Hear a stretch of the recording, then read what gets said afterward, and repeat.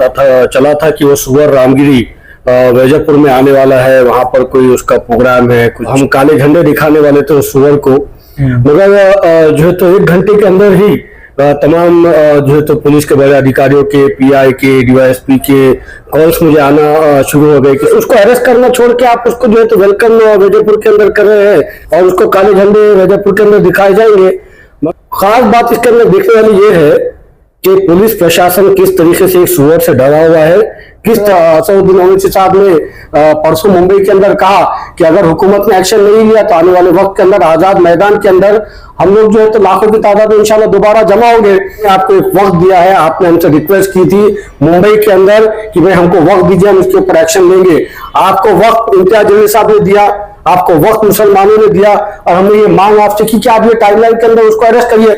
अगर आप अरेस्ट नहीं करते हैं तो ये प्रोटेस्ट फेज 2 में जाएगा, हम लोग दोबारा मुंबई की तरफ आएंगे। मैंने बैरिस्टर असदुद्दीन ओवैसी साहब के सामने, इम्तियाज जलील साहब के सामने ये मांग को रखा है कि मुझे या तो ईस्ट कॉन्स्टिट्यूएंसी से टिकट दिया जाए या फिर सेंट्रल कॉन्स्टिट्यूएंसी से मुझे मौका दिया जाए और उम्मीद है कि इंशाअल्लाह इस बार मुझे जरूर मौका मिलेगा। आप लोग देख रहे हैं औरंगाबाद अपडेट्स, मैं हूं अल्ताफ हुसैन। जिस तरीके से महाराष्ट्र में हमने देखा है या बल्कि महाराष्ट्र के बाहर भी हर राज्यों से कहीं ना कहीं एक ही आवाज आ रही है, जिस तरीके से रामगिरी महाराज की तरफ से जो स्टेटमेंट आया था उसी को चलते सियासत कहीं थमने का नाम नहीं ले रही है।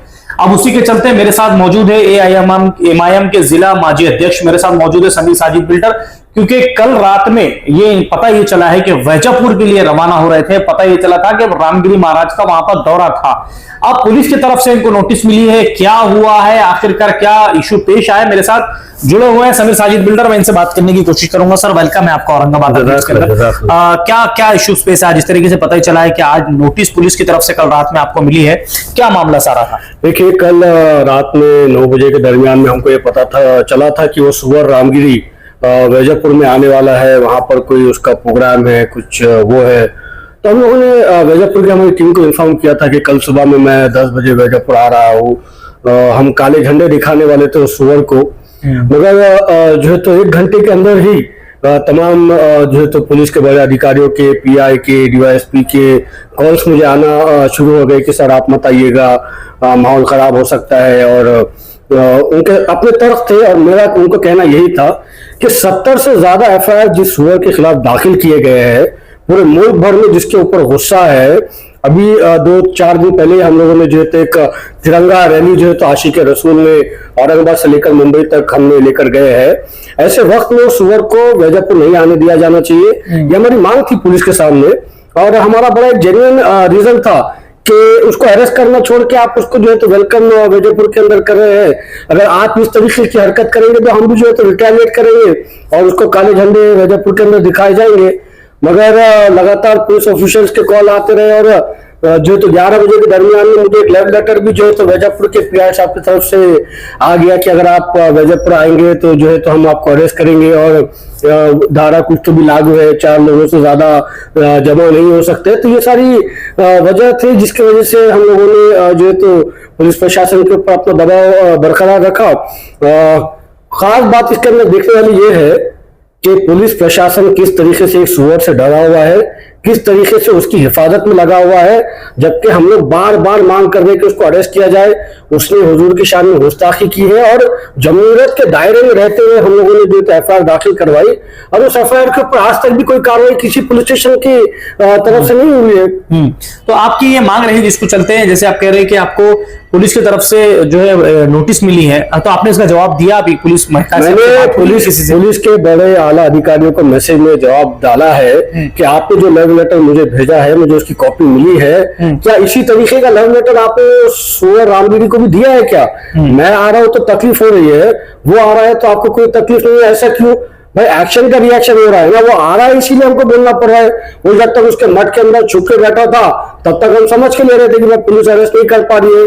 मगर जब वो खुलेआम जो है तो हमारे जिले के अंदर घूम रहा है, तो मेरा एसपी साहब आपसे सवाल है कि एक आरोपी खुलेआम घूम रहा है, आप उसको क्यों अरेस्ट नहीं कर रहे? क्या बात है? कानून किसी सुअर के दबाव में या सीएम के दबाव में या हुकूमत के दबाव में आकर काम कर रहा है, या जो तो आप अपनी जिम्मेदारी को ठीक से क्यों नहीं निभा रहे।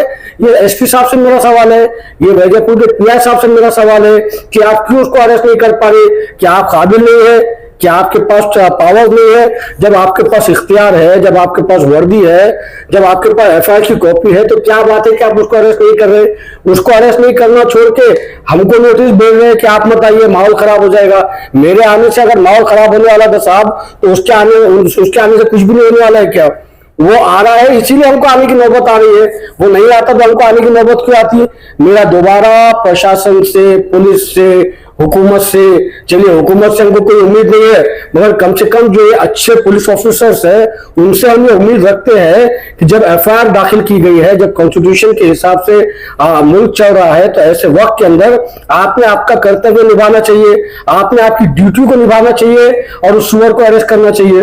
अच्छा, अब जैसे कि आपको जिस तरीके से कहा जा रहा है कि भाई आपको जिस तरीके से नोटिस मिली है, आपको ये कहा जा रहा है कि आप वहां पर मत आइए, माहौल कहीं ना कहीं गरमाया जाएगा, कहीं ना कहीं लोगों के अंदर एक अलग माहौल देखने को मिलेगा। आपको क्या लगता है कि जिस तरीके का माहौल इस वक्त अभी चल रहा है, तिरंगा रैली आपकी सक्सेस हुई, आप लोग हजारों की बल्कि लाखों की तादाद में वहां पर पहुंचे, तो आपको लगता है कि इससे कुछ फायदा आपको होगा, इसकी वजह से आपको कहीं ना कुछ राहत मिलेगी? भाई देखिए, हम लोगों ने जो तिरंगा रैली औरंगाबाद से लेकर मुंबई तक निकाली थी उलमाए कराम की क़यादत में, तो तिरंगा रैली का मकसद ये था कि हुकूमत के ऊपर दबाव डाला जाए कि आप एक्शन ले। कहीं ना कहीं मुसलमानों को अपने घर से निकलकर हुकूमत को ये बताना था कि हम सोई हुई कौम नहीं, हम जागे हुए हैं। और अल्हम्दुलिल्लाह पूरे महाराष्ट्र के मुसलमानों को मैं सलाम करता हूँ जो इतनी बड़ी तादाद में निकलकर अपने घरों से आए, नामों से रिसालत के जो तो खिलाफ आप लोगों जो तो सड़कों के ऊपर उतरे। ये किसी पॉलिटिकल पार्टी की क़यादत में नहीं था, ये इम्तियाज भाई की क़यादत में नहीं था। इम्तियाज भाई खुद आशिक रसूल बनकर इस रैली का हिस्सा बने थे और अल्हम्दुलिल्लाह हम लोगों ने हुकूमत तक एक स्ट्रॉन्ग मैसेज पहुंचाया कि अगर हुकूमत इसके ऊपर एक्शन नहीं लेगी, हुकूमत अगर इस सुअर को अरेस्ट नहीं करेगी, हुकूमत अगर उस पिल्ले नीतीश रानी को अरेस्ट नहीं करेगी, तो ये जो है तो हमारा जो प्रोटेस्ट है ये और जो है तो सेकंड फेज में जाएगा। और जैसे कि बैरिस्टर असदुद्दीन ओवैसी साहब ने परसों मुंबई के अंदर कहा कि अगर हुकूमत ने एक्शन नहीं लिया तो आने वाले वक्त के अंदर आजाद मैदान के अंदर हम लोग जो है तो लाखों की तादाद में इंशाल्लाह दोबारा जमा होंगे। हमारा तिरंगा रैली निकालने का मकसद ये था कि हुकूमत को यह पैगाम दिया जाए कि मुसलमान हर चीज बर्दाश्त कर सकता है, हमारी आल के ऊपर आफत बर्दाश्त, हमारी जान पे आफत बर्दाश्त, हर चीज पे आफत बर्दाश्त, मगर जब नामों से रिसालत की बात आएगी, जब रसूलुल्लाह सल्लल्लाहु अलैहि वसल्लम की शान में गुस्ताखी का मामला आएगा, तो मुसलमान जो तो अगर उसके साथ इंसाफ नहीं किया जाएगा तो रोडों के ऊपर निकलेगा। यही पैगाम लेकर हम लोग जो तो मुंबई की तरफ गए थे। और मैं सलाम करता हूँ मुसलमानों को, नौजवानों को, बुजुर्गों को कि जिन्होंने एक पीसफुल प्रोटेस्ट औरंगाबाद से लेकर मुंबई तक किया और हुकूमत तक अपना एक स्ट्रॉन्ग मैसेज जो है तो पहुंचाया। अच्छा, एक आखिरी सवाल मेरा ऐसा समीर भाई, जिस तरीके से देखा जा रहा है कि भाई लोगों के अंदर ये भी बात चल रही है कि भाई अब तक तिरंगा रैली हो गई या आपके साथ अभी जो कल आप वहां जाने वाले थे, आखिर कब तक ये मामला चलता रहेगा? भाई जब तक उस सुअर को अरेस्ट नहीं किया जाएगा तब तक ये मामला चलता रहेगा। याद रखिए मेरी बात को, मैं डिपार्टमेंट से कह रहा हूँ, मैं हुकूमत से कह रहा हूँ, मुसलमान ये विषय के ऊपर चुप नहीं बैठेगा। हमने आपको एक टाइमलाइन दी है, हमने आपको एक वक्त दिया है, आपने हमसे रिक्वेस्ट की थी मुंबई के अंदर कि भाई हमको वक्त दीजिए, हम इसके ऊपर एक्शन लेंगे। आपको वक्त इम्तियाज जलील साहब ने दिया, आपको वक्त मुसलमानों ने दिया और हमने ये मांग आपसे की कि आप ये टाइमलाइन के अंदर उसको अरेस्ट करिए। अगर आप अरेस्ट नहीं करते हैं तो ये प्रोटेस्ट फेज 2 में जाएगा। हम लोग दोबारा मुंबई की तरफ आएंगे और इस बार आपसे परमिशन नहीं मांगी जाएगी। इस बार आपको जो है तो हम इन्फॉर्म नहीं करेंगे कि हम डायरेक्टली मुंबई पहुंचेंगे, हम आजाद मैदान के ऊपर जमा होंगे, हम वहां पर दोबारा प्रोटेस्ट करेंगे और दोबारा हमारी मांगों को जो है तो प्रशासन के सामने रखेंगे। समीर भाई, जिस तरीके से देखा जा रहा है कि बहुत ज्यादा चर्चा में ये बात भी चली है कि समीर साजिद बिल्डर जो है इस बार इलेक्शन 110% जो है कंटेस्ट कर रहे हैं, कहां से जगह बन रही है, क्या है, क्या फिर से एक बार कार्यकर्ता के रूप में देखने मिलेंगे क्या? आरएस यूनानी फार्मेसी, गुर्दे, पित्ते में पथरी और दोबारा पथरी ना होने का किया जाता है मुकम्मल इलाज। बहादुरपुरा एक्स रोड, रब्त करें 9390610436 पर। जगह तो बन रही है ना सब, एक जगह खाली हो भी रही है और अल्हम्दुलिल्लाह हम समझते कि जगह खाली हो भी जाएगी। मैंने बैरिस्टर असदुद्दीन ओवैसी साहब के सामने, इम्तियाज जलील साहब के सामने ये मांग को रखा है कि मुझे या तो ईस्ट कॉन्स्टिट्यूएंसी से टिकट दिया जाए या फिर सेंट्रल कॉन्स्टिट्यूएंसी से मुझे मौका दिया जाए और उम्मीद है कि इंशाअल्लाह इस बार मुझे जरूर मौका मिलेगा। और खुदा न खास्ता मौका नहीं भी मिलता है तो मैं जमात का सिपाही हूँ और इंशाल्लाह एज अ सिपाही मैं जमात के लिए कुर्बानियां देता रहूंगा, काम करता रहूंगा। ये भी सुनने मिला है कि कन्नौज से जगह भी एक आपके लिए तैयार हो रही है। नहीं ना, मैं गंगापुर से एक जगह तैयार हो रही है, 2 जगह ना कन्नौज ना गंगापुर ना कहीं ना कुछ ना क्या। मेरा शहर औरंगाबाद है और इंशाल्लाह औरंगाबाद शहर से मैं इलेक्शन लड़ूंगा और ये 2 हलकों में से इंशाल्लाह एक हलका अगर अल्लाह ने चाहा तो जरूर हमको मौका मिलेगा।